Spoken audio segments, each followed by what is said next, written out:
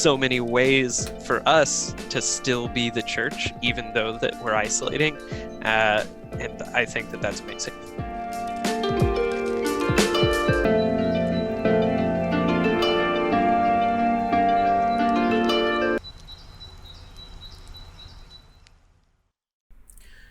Hey everybody, welcome to the Daily Commute Quarantine Conversations. My name's Will. My name is Adam. And we are here with my good friend Curtis today. Curtis, go ahead and say something. I don't know. Hello. How's it going? Okay. That's Curtis. So Curtis and I know each other through student ministry. Well, we went to first CCU. We went to CCU together. Rest in peace. Yeah, rest in peace, Cincinnati Christian. And that's how we knew each other. Fun fact, Curtis once had to scold me for not obeying the rules of open dorms. Fun fact. Because he was an RA and I was a resident. So I don't even remember this. It happened, man. It was before you and I were even friends. I believe it. So yeah, we actually didn't start being friends until we both started doing student ministry at churches that were right next to each other. And we started partnering on some things and all that good stuff. So that's awesome. Well, yeah. I mean, go ahead. Curtis, do you mind sharing with us and the listeners? Well, you've already told us. We've already told them your name. Sure. But what do you do for a living, and how long have you been commuting with Jesus? Sure. So I am a student minister at Ross Christian Church. Been doing that for almost 2 years now. I started in May of 2018 and been loving it since. Will already said that we came in and started to work together in the fall of 2018, which was really cool to start partnering with the church and figuring out how to do stuff together and just overcome challenges there, which was a lot of fun. I have been commuting with Jesus probably since about my freshman year of high school. Didn't really grow up in a home that went to church outside of special occasions like Christmas and Easter and stuff. And yeah, so I didn't go regularly until I had some friends that would bring me and that I had reasons to go. But after that, my youth minister was really cool and really mentored me and my friends and brought us in.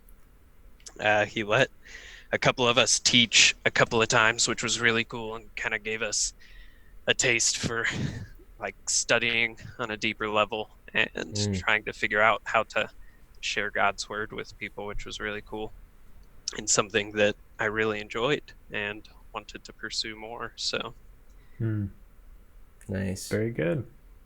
That's awesome. So really important question that I wanted to ask both of you. We all went through middle school, right?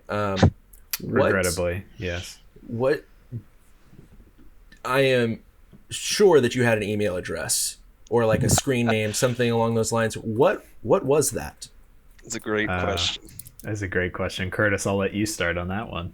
So I had both, actually, both an email and a gamer tag that I'm shameful of.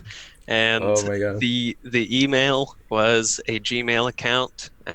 My dad was really sketched out about the concept of an email that you went online to sign up for, because usually you would get your emails from your internet providers.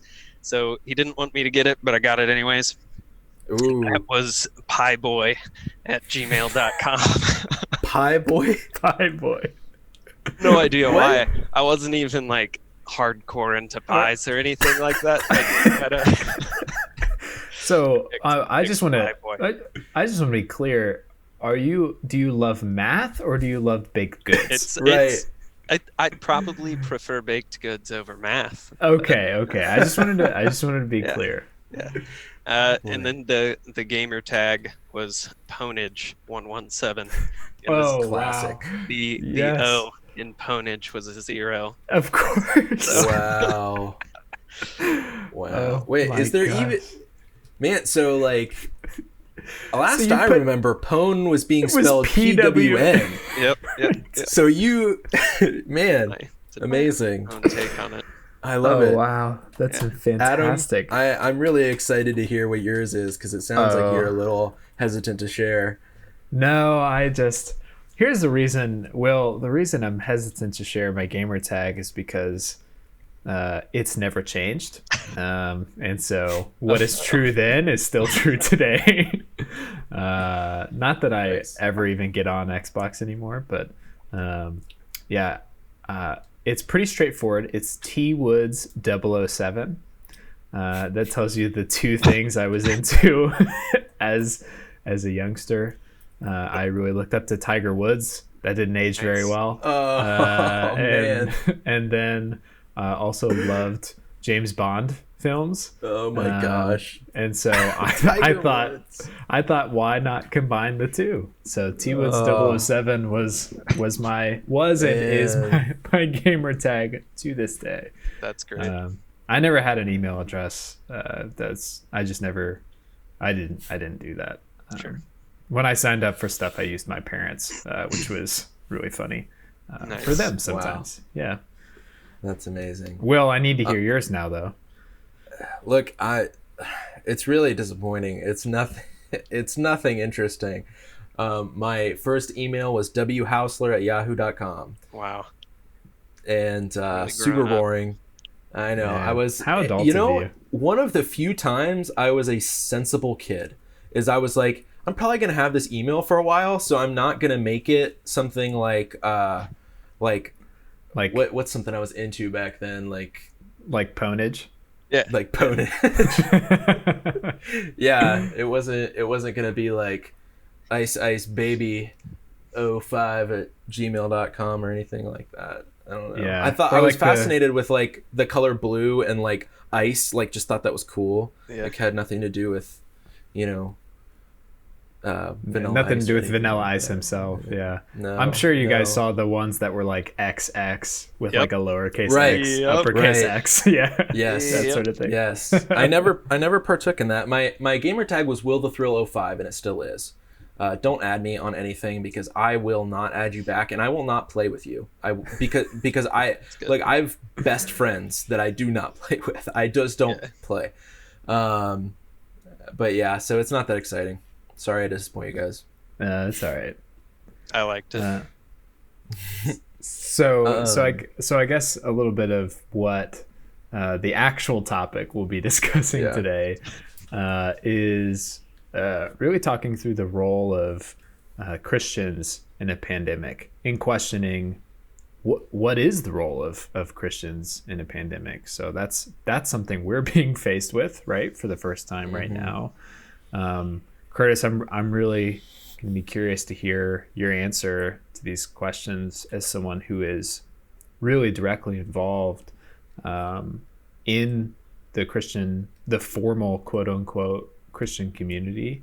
So I guess just to start off, what have you or your church been doing in response to this current situation? Sure. So we've been doing a couple things, and it's kind of evolved as time goes on, and I'm sure most people would say that because a lot of us are kind of figuring out how to do this as we go. Mm-hmm. But probably the biggest thing that we did with our community was I think first 2 days that this happened and that schools were officially closed. Like they said that they were shut down on a Friday, and that they wouldn't be coming back on Monday. And then over the weekend, Ohio passed the funding or whatever to make sure that schools could still do lunches for a lot of the students, because that's a huge thing that students use school for is that a lot of families in our school systems just don't have the ability to either have the time to make their students breakfast and lunch, or they don't have the funds or resources to be able to do that. And so part of school is that it provides students breakfast and lunch, and in some districts, even dinner. And so we knew that we had a lot of students in that case, and the schools weren't able to get their stuff in until like Tuesday or Wednesday, I think. I think it was Tuesday night that they had all officially like met to start packing stuff to hand out on Wednesday.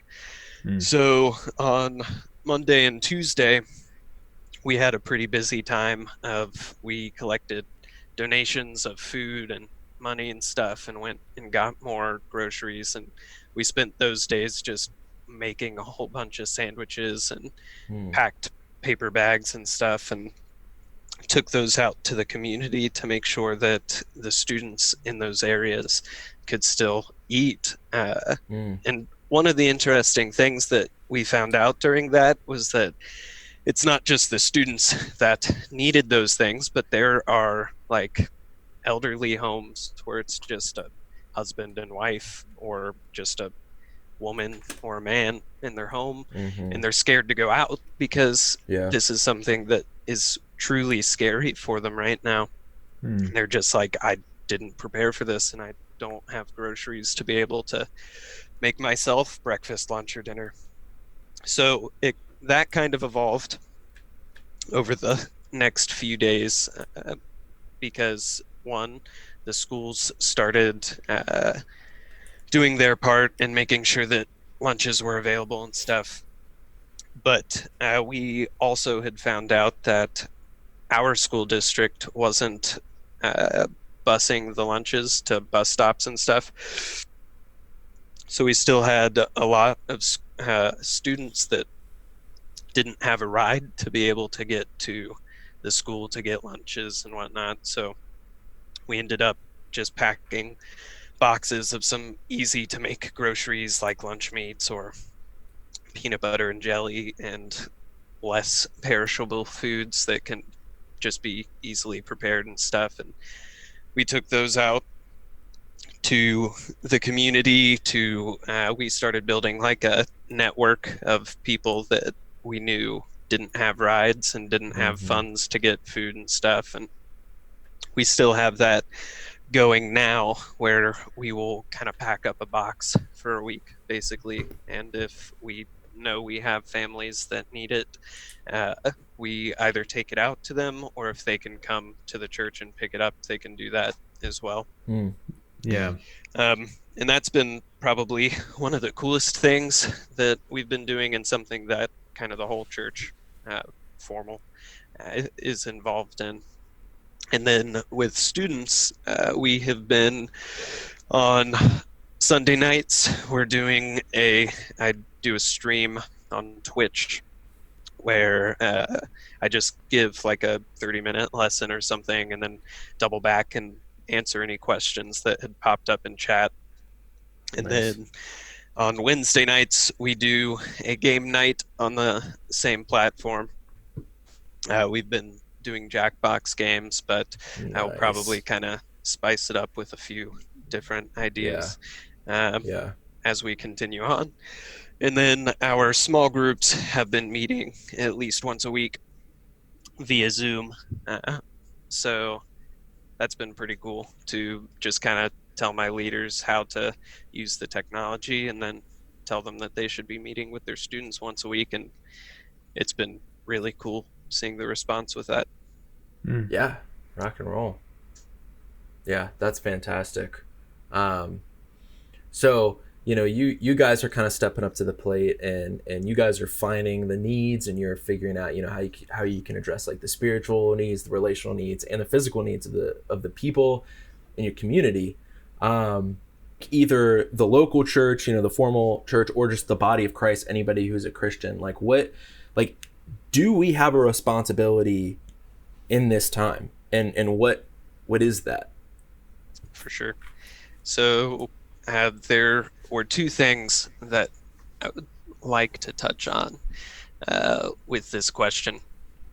And the first thing is it might be leading a conversation a little bit, but when we're talking about the church and trying to distinguish between like church as we know the building or the like small community that we're a part of, we have like evolved that word into something that can be kind of harmful with how we view just Christians and our communities. And it's almost a like self-isolating term now, a little bit, which isn't what it was originally kind of brought in to be.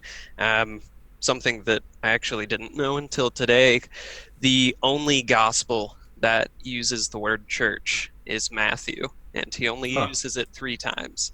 Oh, wow. Because it's just not a concept that was something so important to have like its own unique term to, I guess. And it pops up more in Acts and when Paul starts writing letters to churches.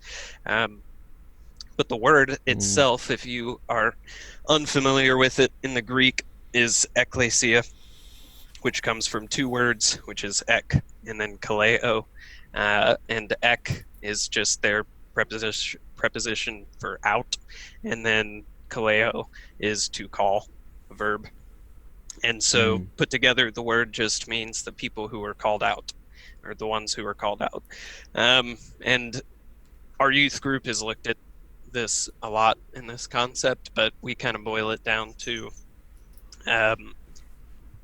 Christians are a group of people who have been called out of something, which is every crappy thing that we've done and the broken world and the broken relationships and stuff, and has been called into something new, which is a restored relationship with God through Jesus and his sacrifice. And the distinction of trying to understand that we are not a collection of like individual communities that are their own churches, but that we are all one church working together is huge and really important. I have found in this time, I've like found myself trying to connect with other churches more during this time because we already feel isolated enough. And so it's super important to understand that we aren't alone and that we are all in one church body. But the responsibility that we have is, one, understanding that and not using this time to further isolate ourselves into churches. And we aren't doing what we're doing in Ross alone. Like, we're trying to make sure that we are working with other churches and be like, hey, can you help with this community? Or can we also use your space to kind of be a hub for drop-offs and stuff like that? And making sure that this is a time where we continue to come together as a community. Because in 1 Corinthians 12, we see a great picture of the church as a body, and that isn't your isolated church culture or community. It is every church everywhere is a part of this same body. And if you isolate yourself from the church next door, you are cutting off your hand, or you're losing a foot, or you just lost the ability to hear. And so it's just as important to make sure that we aren't isolating as churches. But then the other responsibility is the same responsibility we have any day is the church, which is to make sure that we are continuing to love God with everything and making sure that we're loving our neighbors like we love ourselves, and then making sure that it is a priority to go and continue making disciples of all nations and all people. So go ahead. Well, I was just gonna say, like, with the whole like isolating is like churches, if one of the responsibilities is to not isolate or let our churches become isolated singular organizations.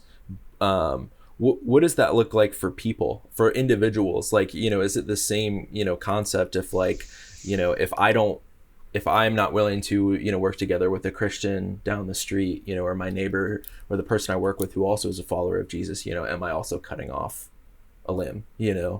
What does that look like for the individual believer? Yeah, for sure. So this concept of the church is something that I've been kind of working through and wrestling with in my own way for the last probably 4 years at this point. And the first time that I had taught the adults at our church, I had taught on this topic, and this concept of the church exists beyond our building. When the word church is used to describe Christians, it's labeling them as a entire group of people that have been called into something together, not in isolated communities. Yeah. And there was a question where this guy asked me, is it still church if I go to like a concert or something? And I was like, that's a good question. And we kind of like expanded on it and landed on this point where church is, in the way that our English vocabulary makes us think of it, is this time where Christians are together trying to love God with everything and love each other with everything and make disciples of people. And that means that church on Sunday morning is the same church that happens when you have some friends over for dinner and you're just talking about life and things that you're learning, or like this conversation right now is just as much church, or the podcast in general is just as much church as Sunday morning or some worship service. You sitting in your car with your family listening to like K-Love or whatever, that is also church. K-Love. Like those those things are some Toby Mac action. Absolutely. Yes. Wow. Those things are what church is. And so it's an important thing for us to understand as Christians, because when we understand that that's what church is, it becomes a lot easier to not isolate ourselves and understand that the Methodist that lives 2 doors down can come and have church with me when I invite them to dinner. And that's just as much church as when I go to listen to a 30-minute sermon and then go home. Like that, it's the same thing. Right. Yeah. That's really good. I wanna with this, I think this word has been used a couple times now, and I think it's really important to dwell on this for a second. So we've talked about isolation in a couple of different ways at this point, specifically around not isolating as groups of believers from other groups of believers, or even from your neighbor, as you pointed out. But at the same time, in this cultural moment, isolation is the name of the game. I mean, that's that. Right. We're not called to isolate, but we are being called to isolate also physically from one another. Yeah. So how do we find and fill the needs of our community, of our church, as you have defined, Curtis, when we are all quite literally isolated? For sure. Yeah. That's a good question. And again, something that I probably don't have the best answer to, because we're still figuring this out. I'm sure when we have hindsight available to us, it'll be very clear. Yeah. But the ways that we kind of started to figure these things out was, part of it is definitely relying on technology and media. Like, if we were going through this problem without the media presence that we have in the world today, this would look so much harder. Like it was a pretty easy decision for us to say, hey, we're only going to meet online, because that's still an option where we can meet and still talk. Right. Like our life groups Right. and small groups can still Right. meet via Zoom and stuff. And like that's a lame substitute, because it still sucks to sit in your room and look at a screen and not like hear people's real voice. But it is an easier transition because we still have technology to kind of help us. But like with the lunches stuff that we were doing, the way that we continued, like we didn't have a list of families that needed help when we first started it. We just kind of went to areas of our community that knew were like more impoverished and asked them as we were kind of walking around, like, hey, do you know anybody that needs help, or do you actually need help, or like who can we kind of help with this? And so part of it is just making sure that you continue to still talk to people. You can have conversations with your neighbors, just stand 6 feet away or whatever. Sure. Like you can stand across Right. the street and have a conversation. You just might have to talk a little bit more loudly, Yeah. but Right. you can still see people and you can still talk with them. Yeah. Like And Will, we should, right? right? Yeah, absolutely. You were talking about how like on your runs and stuff, and I've seen it too on my runs. There are tons of people out. Like Oh yeah. the neighborhood is filled with people now because they have nothing else to do, so they're making sure that they're walking their dogs or that they're going on a jog in the morning or whatever. So you can still talk with people and be like, hey, how's it going? Do you like Yeah. tell me about what you and your church is doing, or do you guys need help, or hey, I have extra toilet paper, like do you need Yeah. roll or know anybody who Yeah. needs some? Well, yeah, that if we don't talk to people, if we don't intentionally, whether that's, you know, in the park or, you know, going on our daily walks or runs or whatever like that, or like FaceTiming family members and stuff like that, we're not going to know about the needs that exist. Yeah. You know, sure. we're not going to know how to love other people and love our neighbors and how to serve them if we don't be intentional about maintaining relationships with people. Absolutely. And I am somebody who's really bad at media, social media. I just have never been able to get into the habit of checking Instagram or Facebook and making sure that I'm staying up to date with what people are posting and stuff. But during this time, it's probably because I have a lot more free time and I'm isolated into being around my computer or my room or whatever. But it has become easier for me to like browse through Facebook and make sure that I'm checking in on people or shooting people. I've been texting a lot more, and I'm notoriously bad at texting and making sure that I respond to people and stuff. But it has been a lot easier because I want those social connections, and I'm not getting them anymore, or at least nearly as often. And so sending someone a text or calling them or checking in with them on Facebook or whatever, those things have become a lot easier to do. And they're probably very important to try and do right now too, just like you said, Will, to make sure that like if we're not talking to these people, there's no way that we could know if they are going through problems or need any help or don't know how to connect with church or whatever. I feel like if we were in a different, and this is hard to say, but like I feel like if we were in a different time period, like we would have to really put a lot more thought and consideration into this question of, do churches still meet?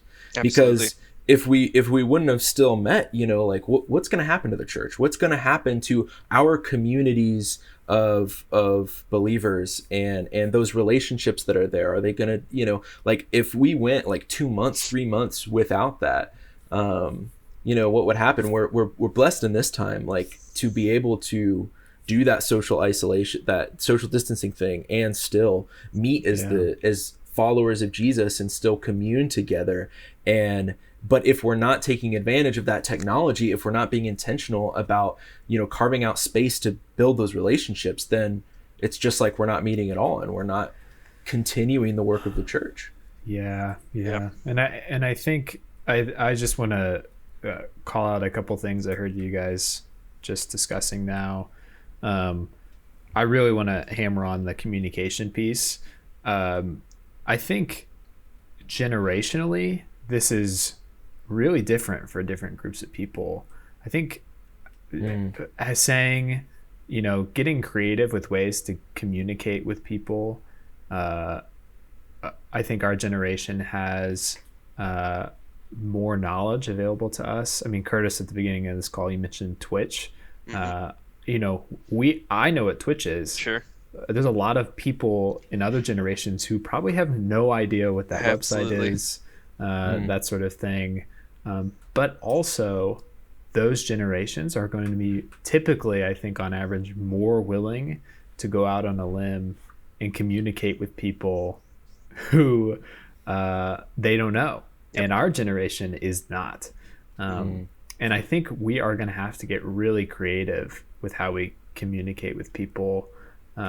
I'll just shout out my wife, and an idea she had that we acted on was something she loves to do is bake.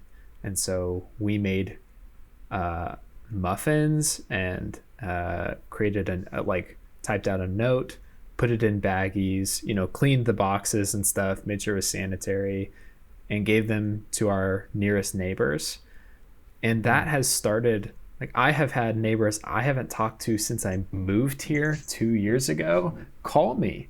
And that was uncomfortable. That was super uncomfortable. Yeah. For kind of freaked me out. Gosh, I hate talking to neighbors. I know, right? The worst. By the way, I do have a Methodist that lives two doors down. No way. So just that's that's great. why I kind of freaked out when you said that. Anyway, sorry, continue. Well, but that's the thing is I really appreciate that you called out the importance of that, Curtis, and Will, that example. It's of what is that? You see all these people out running while running. We are going to have to get creative with how we communicate with people, and we are going to have to communicate with people. And I know I'm an introvert. I know that is super uncomfortable, but it is an important responsibility. Absolutely. Yeah. And it's definitely I love the whole baked goods idea, and I think that that's awesome. And it's been really cool just seeing stuff on social media and whatever of how creative people are getting because they're isolated. When we have nothing else to do, we can be really creative.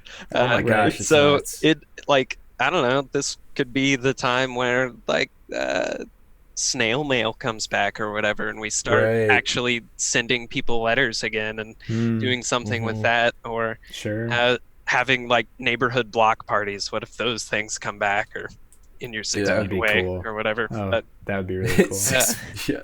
Everyone's in their own yard.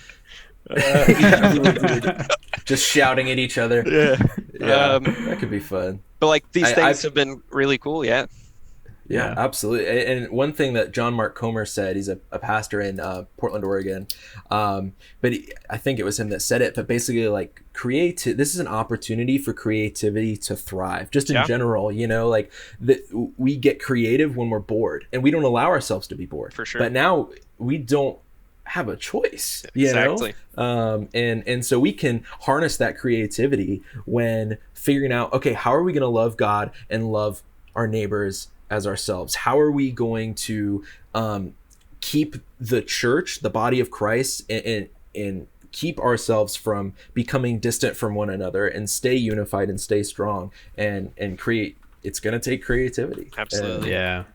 So I want to shift gears just slightly, but not really. When should we be taking risks so that we can rise up as the body of Christ? And when should we play it safe? Because, you had to take a risk, Curtis, if you're walking around these neighborhoods talking to people, I don't know, there's people that are willing to take more risks than others. And one thing I think about is, I've been hearing this from a lot of pastors, and I've done a little bit of research on it on my own is just that like in the past, when there are pandemics and plagues throughout like the early church, those were times when the body of Christ just increased dramatically. I mean, those are times when like like the game of Christianity was changed because of the ways that Christians rose up during these times. And like Martin Luther, for example, during the Black Death in Europe, half the population was getting wiped out. People were fleeing, and he said, no, I'm not going to flee. I'm going to stay here with my wife, who is pregnant, to care for the sick. Yeah. Which is nuts, because crazy. right now people would say, no, you and your pregnant wife need to get out. Right. Like, so where's that balance, between like risk and playing it safe and loving Sure. God and loving others? So you kind of made a little bit of a distinction in that there are people who are going to be willing to take risks. I'm taking a guess, but I would wager that both Martin Luther and his wife were okay with the risk of them getting sick and dying, as long as they could still serve people, and they were okay with that. And there was an equal chance for them to get sick and die as there would have been anyone else. And so I think that a couple of things to think about with this is understand the facts that we've heard from our medical professionals and stuff, and the safety precautions that we should take and things like that, and use those facts to kind of figure out if it's okay for you to take some risks. Like I am more okay with taking the risk of getting the coronavirus by visiting people and making sure that they're good and going to neighborhoods and stuff, because I know that the chance of any harm coming to me or my family is pretty low, because I don't have elderly or like unhealthy high blood pressure people at my home or anything. And so there's going to be a smaller risk of any sort of death coming upon me or my household, just because of the facts that I understand. And that makes it a lot easier for me to go out, because even if I do get it, nothing horrible should happen. And so that makes that risk a lot easier. And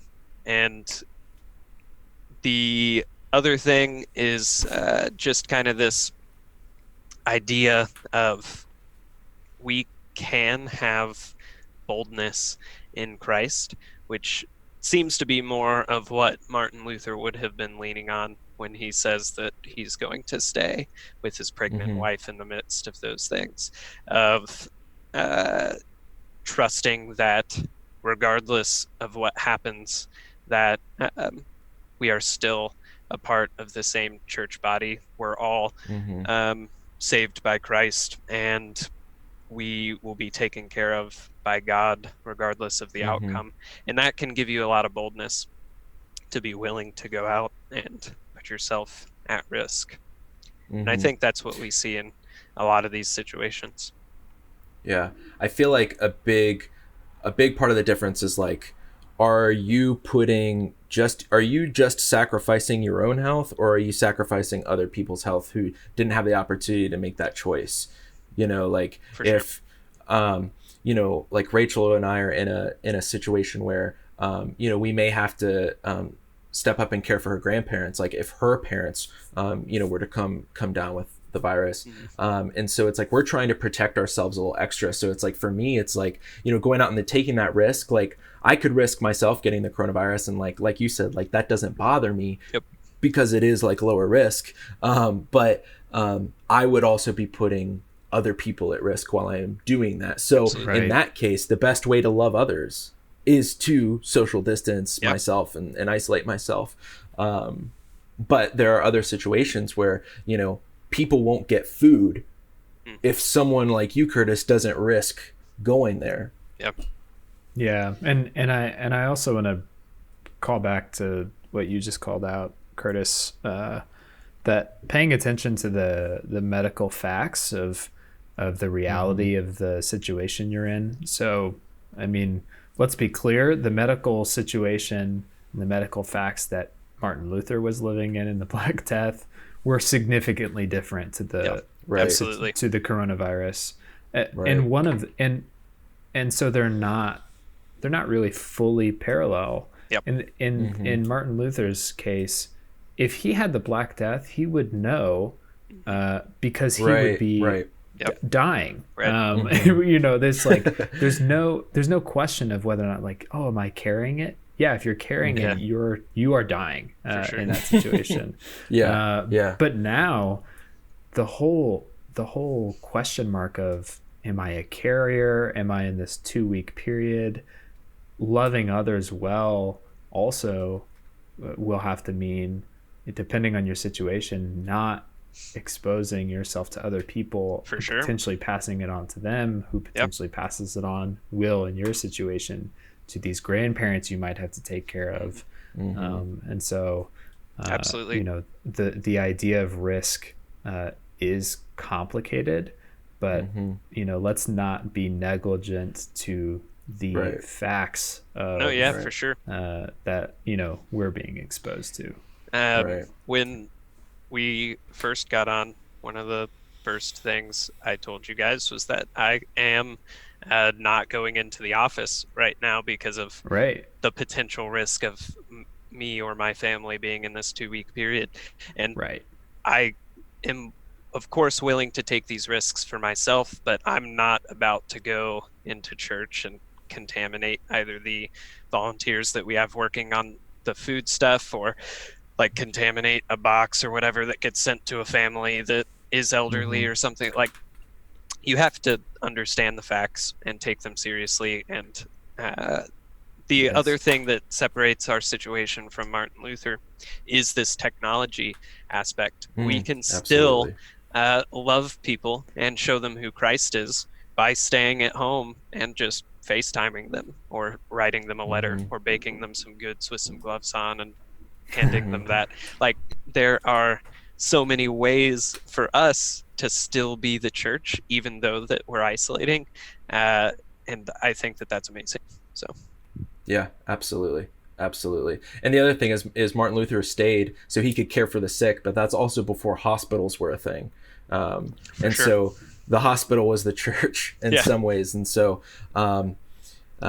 it definitely a different time. I think that we all should be willing to sacrifice ourselves as followers of Jesus. You know, as Christ says, you know, pick up your cross and, you know, die to yourself. But we also have to be sensible and protect other people around us and all that good stuff. So we're about running out of time here. So if we could put this into 3 concrete steps that people can walk away with this week, today, and do based off this conversation, what would those be? You guys have any ideas? I think one of them should be this concept of making sure that we aren't, even though we are social distancing, that we aren't isolating either from the people in our communities or the churches that we are a part of, or the churches that we aren't a part of, and making sure that we are still putting in our full effort to go out of our way to connect with the people in our community who aren't Christians, connect with the people in our community that don't go to our specific church, and making sure that this is a time where we don't drift apart, but a time where we, even though we are apart, are still coming together. And that's good. One I would add on the back of that is something you mentioned way at the beginning of this conversation, Will. I really like centering give some time thinking towards how can you serve others spiritually, relationally, or physically. We've talked a lot, you know, about a couple of different examples, I think, for each of those. But, you know, that is worth giving some prayer and consideration. How can you care for others in your influence, in your sphere of influence, spiritually, relationally, or physically? for sure. I like that. So there's two right there. A idea for the third would just this concept that we talked about of being willing to continue to search for these like creative ways of doing the first two steps. Of there are so many different technologies coming out, like applications and stuff we can use. I know that a lot of us have been using Zoom for church stuff recently, but new apps like House Party or using things from Instagram Live to Twitch to whatever. There are so many options for us that are really cool, and I think that this is a time where a lot of people are really open to figuring out technology that they normally wouldn't be open to. There are things like Shopify or whatever where you can order a shopping cart and somebody will go and put it together for you and like bring it to your house or whatever. It's like DoorDash but for Kroger. Like that's a way, if you hear that somebody doesn't have a way to get groceries and you don't want to risk yourself, or you don't, like in my case, I can't go out and meet people, or I shouldn't right now. I could still put an order for them on Shopify or whatever, and that's still a way where I can make sure they're getting groceries. And I'm not gonna. Instacart is another one. Instacart, too. And I wouldn't know about these things if I wasn't actively looking for those. And so I think continuously looking for new ways and researching like the different applications and programs and whatever to make sure that we are doing this to the best that we can in our specific communities, I think is absolutely necessary. Great. All right, guys. Well, I think we have some solid steps. Stay connected. Make that FaceTime call. Yell at your neighbor from across the street. Do that stuff to stay connected to people who are Christians and people that aren't. Let's carry that on, whether they go to your church, whether they don't. The second thing, look for ways to serve others relationally, physically, and spiritually. And the third thing is get creative, utilize technology, do the research, find figure out how we can be creative to love others and love God during the coronavirus. So, anybody else have anything to add on top of all this?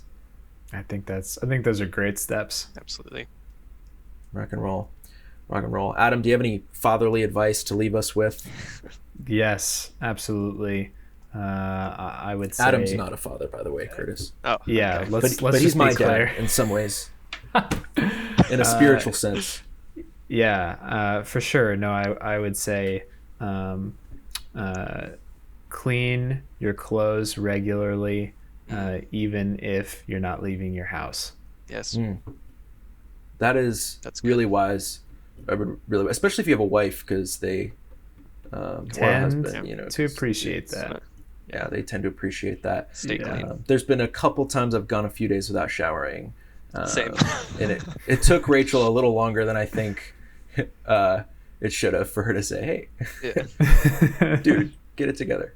All right, guys. Well, Curtis, thank you so much for joining in and for bringing all that input and for bringing out your knowledge of Greek and all that good stuff. So it's really been good to sit down with you. And thank you guys for listening. And we will see you next time. See you next time. See you next time.